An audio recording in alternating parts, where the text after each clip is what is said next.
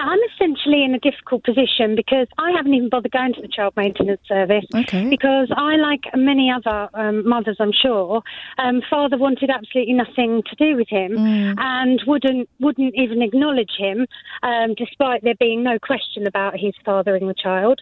He's got 3 other children, and he said, well, I'm self-employed, and on the books, I only earn £15,000 a year. So I know that there is nothing they're going to be able to do. And this is the trouble, is they have multiple children with multiple women, and they can't afford to keep up the payments. But there's no way. How are you ever going to control that?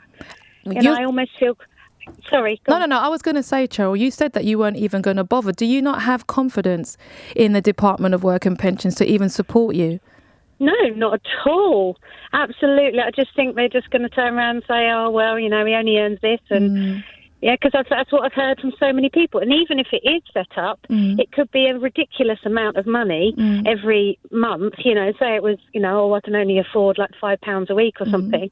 But then when he's in arrears, you've then got to fight all over again. And then it's all the bureaucracy as well. You've got a phone and then you're put on hold. And it just makes it even more difficult for you to even consider that you want to be involved in that, because it's a headache, and you've got the rest of your stuff to look after. You've got kids washing up, school stuff. Absolutely. This is it. And the thing is that they father a child, but then they don't actually want to have anything to do with it. Well, my particular experience, so how are you going to get the money? I almost feel guilty asking for it, because I think, well, because I'm a woman and I got pregnant and it was an accident, I chose to keep the child.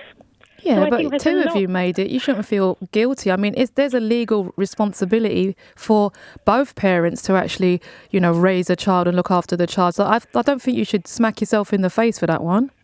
That's part of the reason why I've not gone to child maintenance service, though, apart from just there. And I think that must be the same for other people. And the numbers that you're quoting are the people that have tried to go through child maintenance services. How about all the people that know they're going to get nothing because the fathers are on benefits, or because they're self-employed and they know how to, wangle the books, and that's probably part of children. But do you think that's part of the problem, the culture that there is around the child maintenance service and the belief that you're not even going to get the help? So it's not just about them not doing it, it's also the culture around it. People think, I'm not even going to get the help if I go.